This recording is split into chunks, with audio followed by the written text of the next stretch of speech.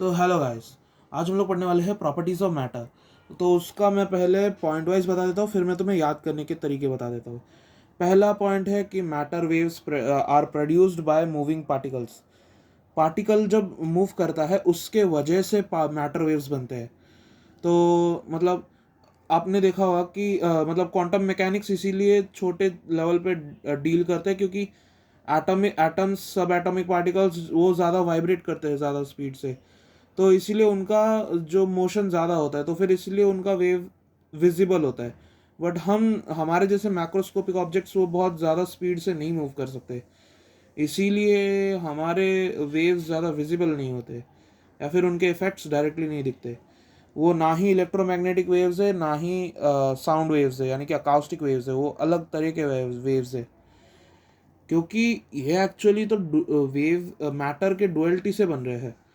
Matter अपना वो खुद का वेव बना रहा है, इसीलिए वो ना मतलब इलेक्ट्रोमैग्नेटिक है, यानी कि ना इलेक्ट्रॉनिक से रिलेटेड है, ना ही मैग्नेट से रिलेटेड है, ना ही वो कोई वाइब्रेशन से रिलेटेड है। वो पार्टिकल वाइब्रेशन से रिलेटेड है, बट वो ना कोई मॉलिक्यूल को वाइब्रेट करते करते जो एनर्जी पास होता है वो वैसा नहीं है। तो मैकेनिकल वेव नहीं है, वो नॉन मैकेनिकल वेव है, वो तो पहली बात है। तो इसीलिए वो साउंड वेव से भी अलग है और इलेक्ट्रोमैग्नेटिक वेव से भी अलग है। इलेक्ट्रोमैग्नेटिक यानी कि लाइट वेव, और ये अकाउस्टिक यानी कि साउंड वेव, ये इन दोनों से अलग है। ये एक नया वेव है।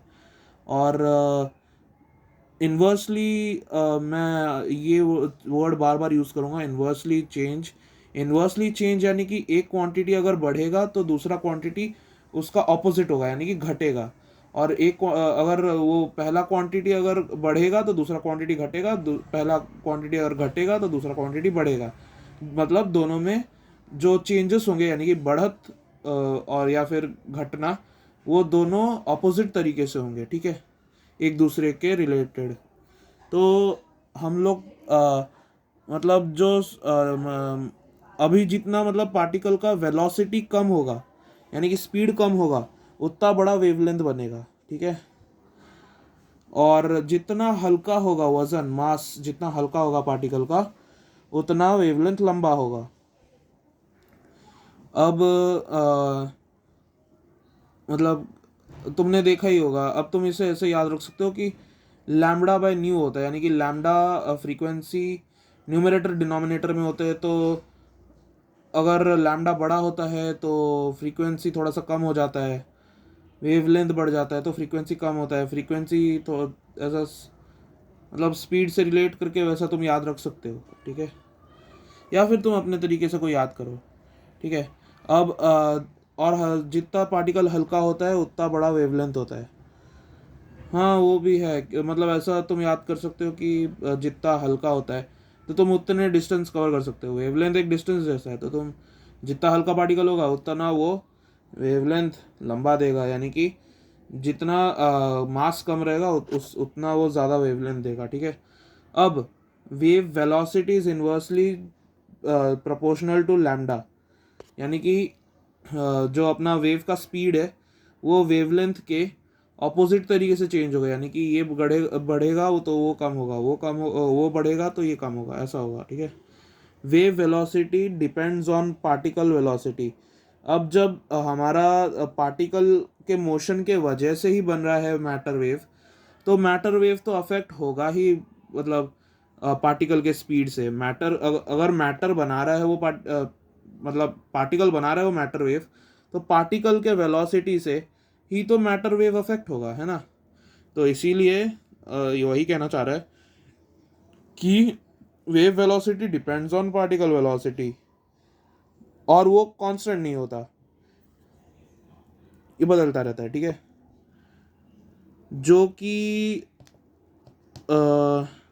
ये जो वेव वेलोसिटी जो इन्वर्सली चेंज होता है ना लैम्डा के साथ, ये लाइट वेव्स के साथ नहीं होता। लाइट वेव्स में हर वेवलेंथ के साथ सेम वेव वेलोसिटी रहती है, इसीलिए ये पॉइंट ज़्यादा इंपॉर्टेंट बनता है, ठीक है। अब मतलब it doesn't require material medium to propagate, यानी कि मतलब जैसे रुक जाओ, हम ये पॉइंट में था ना, हाँ। तो जैसे साउंड होता है, साउंड के लिए एक एयर चाहिए, क्योंकि वो वाइब्रेट किसे करके एनर्जी पास ऑन करेगा। साउंड अगर तुम वाइब्रेट करोगे तो वो एयर या फिर वाटर, वाटर में ज़्यादा मुश्किल होता है, एयर में ज़्यादा इजी होता है।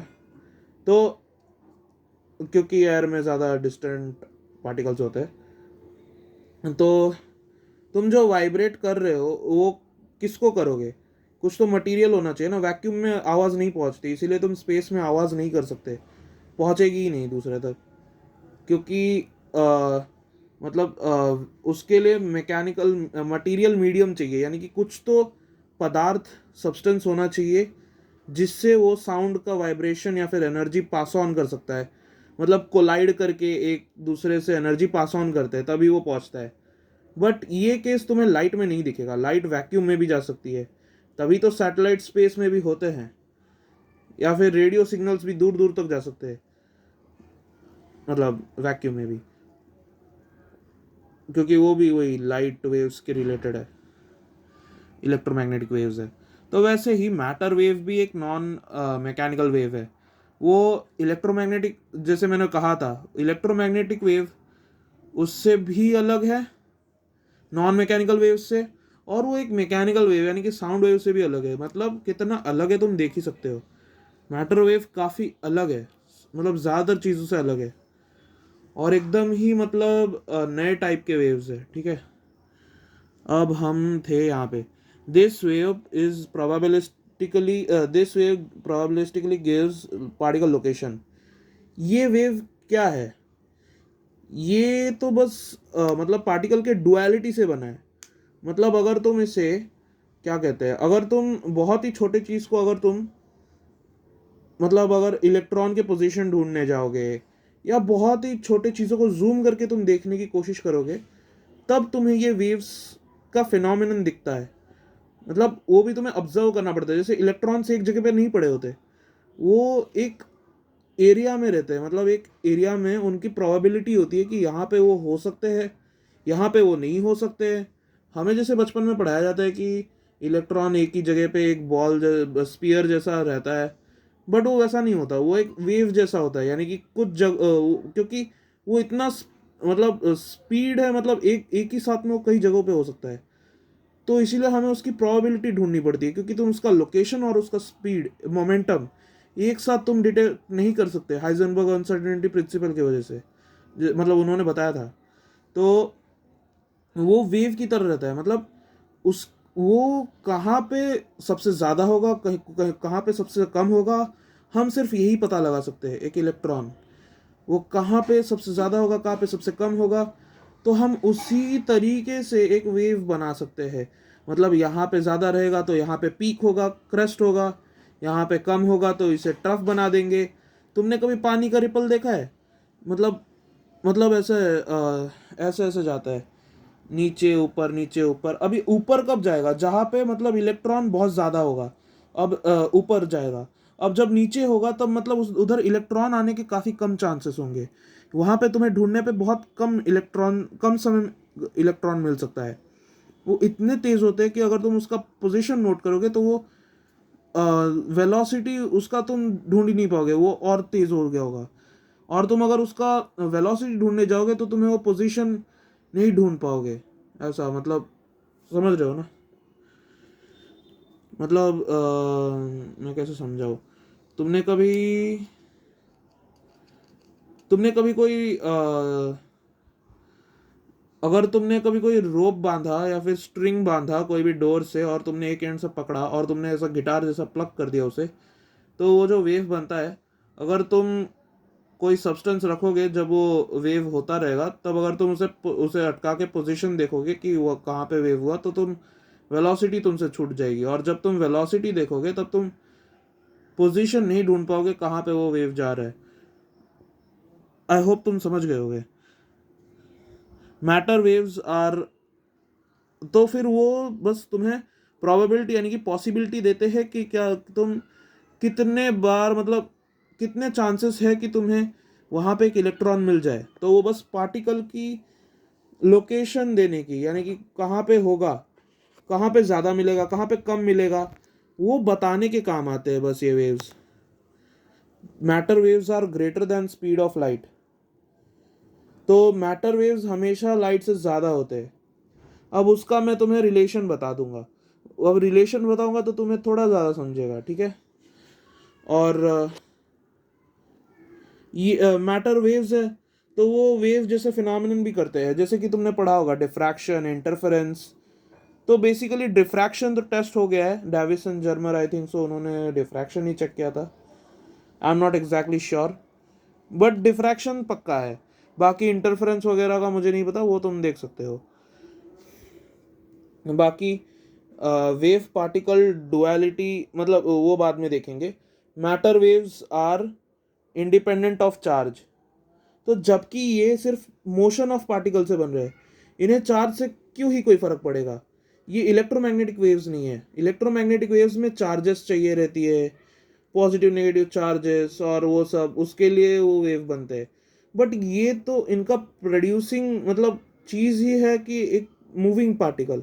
अब वो मूविंग पार्टिकल क्या चार्ज हो रहा है उससे क्या फ़र्क पड़ता है, भले ही वो पॉजिटिव हो नेगेटिव हो, हमें क्या है, वो बस मूव करना चाहिए, उससे वो वेव मिलेगा, है ना। तो they are independent of charge. A wave particle duality are not shown simultaneously. तो वो एक साथ तुम्हें नहीं दिखते, ऑब्वियसली वो एक साथ दोनों नहीं दिखा सकता। वो तो जैसे लाइट कभी वेव होता है, कॉर्पस्कल्स होता है, कभी मतलब क्या बोलते हैं, कभी पार्टिकल होता है, कॉर्पस्कल होता है, कभी वेव होता है। तो वो अलग अलग टाइम पे होता है, नहीं तो एक साथ कैसे दिखा सकता है। तो फिर कंफ्यूजन हो जाएगा कि वो वेव है कि पार्टिकल है।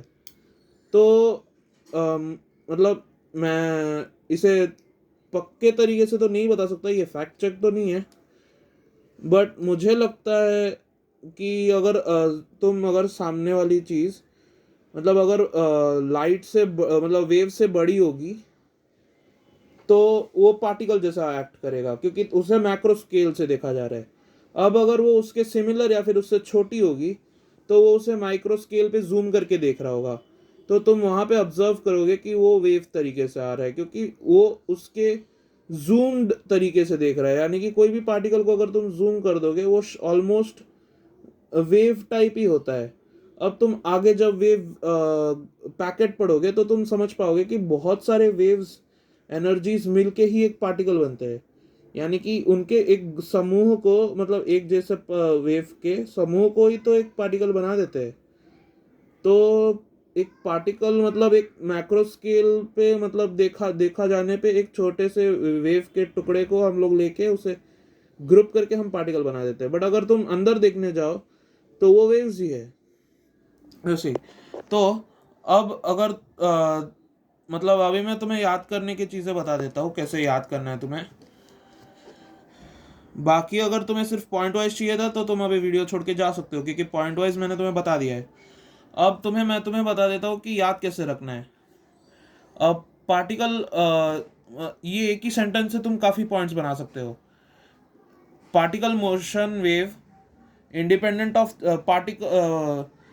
produced from particles produced from motion of particles, independent of charge, non mechanical, probabilistic locator wave। इससे तुम्हें कितने पॉइंट्स मिल रहे हैं कि पार्टिकल मोशन से बना हुआ वेव, इंडिपेंडेंट ऑफ चार्ज है, ये एक पॉइंट हो गया। अब नॉन मैकेनिकल का तो तुम्हें डेफिनेशन पता ही होगा कि उन्हें मटेरियल मीडियम नहीं चाहिए होता। मतलब तुम कैसे समझोगे मैकेनिकल मतलब कुछ तो आ, मतलब सिर्फ समझने के लिए ऐसा याद रखो कि मैकेनिकल यानी कि तुम्हें कुछ टैंजिबल मिल रहा है, मतलब मटेरियल मीडियम मीडियम मिल रहा है, मतलब कुछ टैंजिबल कुछ मैकेनिकल मतलब मशीनरी चीज़ मिल रही है तुम्हें ट्रांसमिट करने के लिए, प्रोपागेट करने के लिए, कुछ कुछ फैलाने के लिए। बट नॉन मैकेनिकल में तुम्हें कोई मटेरियल मीडियम नहीं चाहिए होता, तुम्हें कुछ भी अगर ट्रांसमिट या प्रोपागेट कराना है। ऐसे करके याद कर लो, ठीक है। Non mechanical. अब प्रोबेबिलिस्टिक लोकेटर, ये भी एक अलग सा पॉइंट हो गया। ये वाला फॉर्मूला सबसे बेस्ट है, ये तो तुम याद ही कर लो, क्योंकि इससे तुम 3 पॉइंट्स बनाने वाले हो। रुक जाओ मैं अभी तुम्हें बताता हूँ। लैम्डा इक्वल टू h/mv, ठीक है। अब तुम ये लिख रहे हो, मतलब एक सेकेंड के लिए तुम h को भूल जाओ, बट क्या तुम ऐसे लिख सकते हो 1/mv? तो तुम समझ रहे होगे इसका मतलब क्या होता है इन्वर्सली चेंजिंग। अब मैंने तुम्हें इन्वर्सली चेंजिंग के बारे में बताया था, इसका मतलब होता है कि ऑपोजिट तरीके से चेंज होना। अब देखो, अगर इसकी स्टोरी समझते हैं, ठीक है, अब ये डिनोमिनेटर में यानी कि ये इन्वर्सली प्रोपोर्शनल है इससे। एक सेकेंड के लिए एच को भूल जाओ, ठीक है, एच कांस्टेंट है तो यहाँ पे हम उसकी बात बहुत ही कम करने वाले हैं, प्लैंक्स कांस्टेंट है वो। तो हम लोग मास और वेलोसिटी की बात करने वाले, जो पार्टिकल के कुछ कुछ फैक्टर्स है, और वेवलेंथ की बात करने वाले। तो वेवलेंथ और ये दोनों वेवलेंथ से इन्वर्सली प्रोपोर्शनल है, क्योंकि ये इसके इक्वेशन के डिनोमिनेटर में है, ठीक है, तो ये इससे इन्वर्सली प्रोपोर्शनल है। यानी कि तुम देख सकते हो अगर लैम्डा अगर छोटा होगा तो मतलब लैम्डा से वेलोसिटी और मास ऑपोजिटली वेरी करेंगे, मतलब ऑपोजिटली चेंज होंगे। अगर लैम्डा कम होगा तो वेलोसिटी बढ़ेगा, मास बढ़ेगा। अगर लैम्डा बढ़ेगा तो वेलोसिटी और मास कम हो जाएंगे। तो इससे तुम कौन से पॉइंट्स बना सकते हो? तुम बता सकते हो कि जो smaller the velocity so greater is the wavelength, longer is the wavelength, lighter is the particle, मतलब ये कम हो रहा है लाइट, ये मतलब वेलोसिटी का बोल दिया, smaller the velocity longer the wavelength. अब स्मॉलर द मास यानी कि lighter the particle longer is the wavelength, ये दोनों हो गए क्लियर। अब तुम इसको, ये जो वेलोसिटी और इसका है ना, इसको उल्टा करके लिख दो, ठीक है। तो तुम लिख सकते हो wavelength is inversely proportional to particle velocity, है ना, जो ये वाला पॉइंट था, inversely inversely change wave velocity inversely changes with lambda, वो था जो कि अपने इलेक्ट्रोमैग्नेटिक वेव्स में नहीं होता, तो उससे अलग था, है ना। वो मेंशन कर दोगे तो ज़्यादा अच्छी बात है, नहीं तो ठीक है कि इलेक्ट्रोमैग्नेटिक वेव्स में ऐसा नहीं होता, उसमें सब सब वेवलेंथ पे वेलोसिटी कांस्टेंट होता है, ये मेंशन कर दोगे तो बेटर है, नहीं तो ठीक है। अब देखो, ये जो मैं तुम्हें बताने वाला हूँ, ये रिलेशन ये याद रखो, particle velocity equal to C square, यानी कि लाइट के वेलोसिटी का square divided by V, velocity of the wave, ठीक है। अब मैं तुम्हें बता रहा हूं, तो इससे तुम्हें क्या पता चल रहा है, wave velocity depends on particle velocity, है ना। अब अगर वेव वेलोसिटी मतलब अभी ये वेरी करेगा तो ये वेरी करेगा, ये दोनों रिलेटेड है, इक्वेशन के आजू बाजू आ रहे हैं, मतलब ये दोनों रिलेटेड है, ये चेंज होगा तो ये चेंज होगा। तो ये किस पे डिपेंड करता है, इस पे करता है ना। तो ये पार्टिकल वेलोसिटी, ये वेव वेलोसिटी, एक चेंज होगा तो दूसरा चेंज होगा, ये इस पे डिपेंडेंट है, इक्वेशन के दोनों बाजू है, यानी कि ये रिलेटेड है।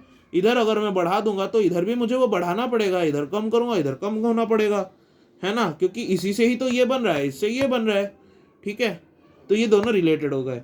अब दूसरी बात, वेव वेलोसिटी और मतलब matter waves are always faster than light. अब इससे तुम देख रहे हो कि मतलब मान लो मैं इसको यहाँ पे लिख दूंगा, इसको यहाँ ले आऊंगा, तो v equal to C square by V P, मतलब ये c किसी से तो डिवाइड हो रहा है फिर ये बन रहा है। अब मतलब अगर कुछ घट के ये किसी से घट के यानी कि किसी से डिवाइड होने के बाद कुछ बन रहा है, मतलब वो तो बड़ा है ना। मतलब अगर मेरे को वो निकालना पड़ेगा तो मुझे इसमें जो घट रहा है उसको ऐड करना पड़ेगा, उसे बढ़ाना पड़ेगा, मतलब ये उससे बड़ा हो गया, है ना। ये इससे डिवाइड हो रहा है, मतलब कम कर रहे हैं इसको, तब ये हमें मिल रहा है। तो मतलब लाइट से अगर कुछ कम हो रहा है तो हमें ये मिल रहा है, तो फिर ये बहुत ज़्यादा होगा ना, क्योंकि इसको फिर बढ़ाना पड़ेगा इसके समान बनाने के लिए, ठीक है, समझ रहे हो ना।